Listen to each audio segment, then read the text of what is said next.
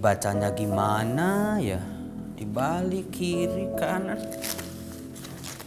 Udah mulai. Saudara-saudara yang terkasih, berjumpa lagi dengan saya Romo Yosef dalam edisi katekese singkat seputar ajaran sosial gereja. Dalam ajaran sosial gereja, gereja mengajak umat beriman seluruhnya dari tingkat kepausan, para uskup, umat beriman di paroki maupun di lingkungan untuk bersama-sama memperjuangkan martabat manusia, bahwa kita ini semuanya sejajar. Di tangan saya ini ada kitab suci yang mungkin belum pernah Anda lihat, yaitu kitab suci huruf Braille. Di dalamnya ini huruf-huruf Braille kosongan, hanya ada titik-titik yang timbul yang bisa dibaca oleh sahabat-sahabat tunanetra.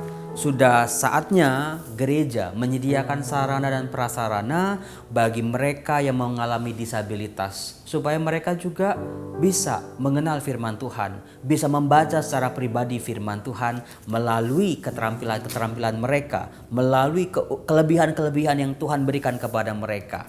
Bagi Anda yang mau atau membutuhkan kitab suci huruf Braille, silakan menghubungi saya, Romo Yosef, Ketua Komisi Kerasulan Kitab Suci Kuskupan Agung Jakarta. Mengapa gereja menyediakan sabda Tuhan dalam huruf Braille? Kalau kita lihat Injil Lukas, saudara-saudara, Injil Lukas yang sering kali disebut sebagai Injil kaum marginal, kita bisa melihat bagaimana Tuhan Yesus yang ditampilkan oleh Injil Lukas sejak awal sampai akhir adalah pribadi yang sangat merangkul orang-orang kecil. Pribadi yang mau hadir bagi orang-orang kecil. Pribadi yang ada bersama orang-orang kecil, membela ketertindasan mereka dari para penguasa, dari para orang kaya, dari orang-orang yang merasa dirinya suci dan sudah sempurna. Saudara-saudara, maka tidak heran Tuhan Yesus dalam ajarannya, dalam hidupnya menampilkan diri pribadi yang sederhana.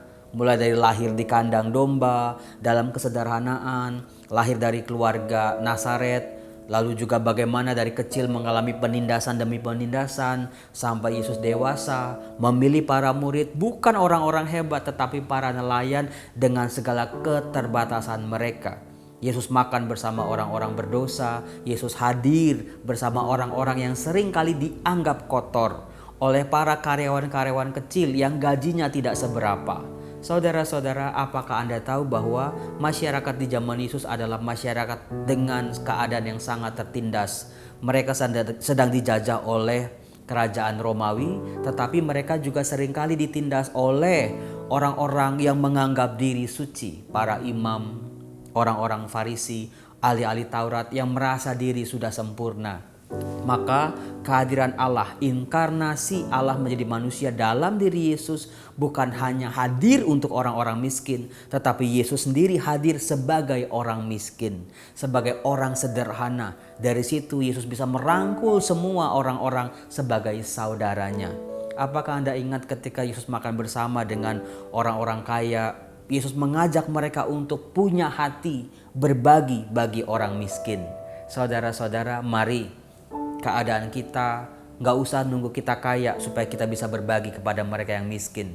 Lakukanlah apa yang terbaik, kebaikan-kebaikan sederhana sekalipun. Kalau itu dilakukan dengan tulus, secara konsisten dan bersama-sama, pasti akan berbuah. Sampai jumpa di katekese singkat ajaran sosial gereja selanjutnya. Salam.